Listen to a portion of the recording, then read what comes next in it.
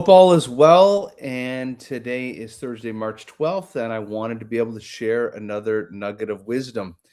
Whether it's I get older or maybe it's because my agency Get Leverage has kind of moved to another level where we have over 100 employees, and I'm learning how to build something of scale and what it's like to move as a unit versus a few people moving in various directions and then walking backwards to pull people back to kind of the start line with everybody.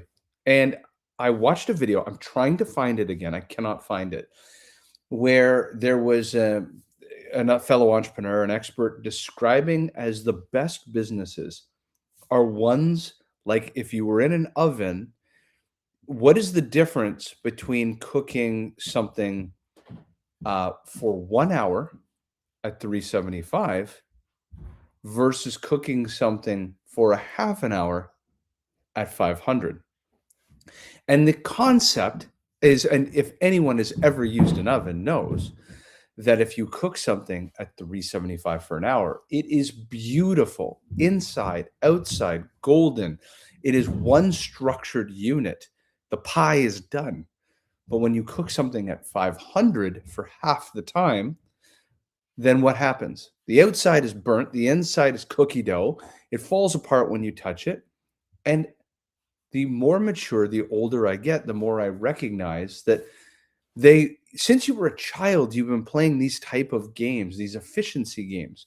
I'll give an example. There was this type of game, and I used in the notes here the graphic of groceries, but there used to be this game where there were, you could run to a spot, pick something up, shuttle it back, and you could do this multiple times. But if you picked up something light, then you had to go further and further away. And the question is, do you do everything in one batch? Slow down, think about how you pack things up and carry as one efficient unit.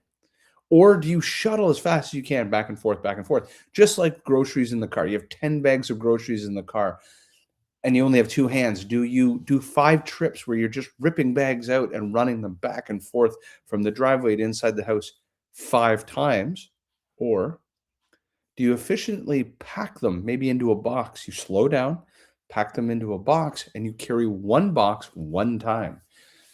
And this slow bake analogy has really interested me because I'm seeing it in business all the time. As you start to scale, you are only as fast as the slowest people on your sales team, on your marketing team. And when marketing is moving faster than sales, or sales is moving faster than marketing, you're actually way slower than you think you are. Sales might appear to be speeding up, but again, you're cooking at 500 degrees where the inside is still frozen because you baked at 500 for half the time. And now all of a sudden you might churn through leads or churn through campaigns and cycles, and then you're left with nothing of substance on the back end. What I want you to think about is taking time, and I'll get more tactical with this, taking more time throughout a week to pause. And this is what I'm trying to do is more org chart design, talent design. So think of it at the structure level. Been working through this process over and over again. How do I go from 6 figures? So how do I go from 7 figures to 8 figures? So I started to visualize and design the org chart of $1 million a month agency. Okay, great. So I know the players on the field. Then I move backwards to analyzing the people. Do I have the right people on and off the bus, in the right roles? What roles do I need? There's a reason why it's called people, then process, then technology. So this is why I'm focused on people first. Here's the org chart design of $1 million a month business. Here's the talent I have today, and here's the delta that I need to get towards. Now, what is the talent I need to fill to get there? Do I have that in-house? Do I need to go out-house? Where do I get that talent from? Of course, I'm partial to a portion of that talent sits offshore to be able to hyperscale and accelerate the baking process so that I don't need as many, or the people that are in North America can be more efficient.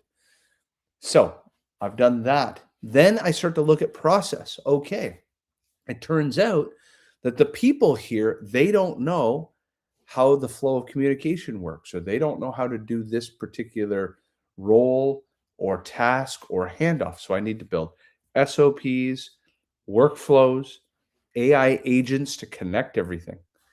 Then I dive even further into the technology piece. How do we streamline all of that instead of doing it manually? Do it through technology. So, what am I saying that I recommend that you do? I carve out Fridays. Typically on Fridays, I have no outside calls, and I start at people design, $1 million a month agency. Who do I have? Where do I need to get to? What are the processes I need for talent acquisition, talent enablement, talent scale, and being able to run the business kind of like from a bird's eye view? Okay, I am missing these connective processes, workflows, what have you. Start to build those out. Most of them I build out with Google Docs, Google Sheets, like basic things. Then, once we get a handle on that process, then we move to technology. We have HubSpot, we have Clay, we have AI agents, whatever it might be to connect the dots. The slow bake. The slow bake begins org chart design, pausing every week to look at the org chart of the future. If I want to be $1 million a month, or for you, it might be, $10 million a month or $100 million a month business, and you're here today, what would that org chart look like? And then what are the processes you're missing? You need to fill those in. You do it manually. You learn. I'm a huge believer you do not invest in technology until you've literally done it with Word docs and spreadsheets first. And then you hit a brick wall because it's inefficient. Then you apply technology to the process that you know that works. I hope you found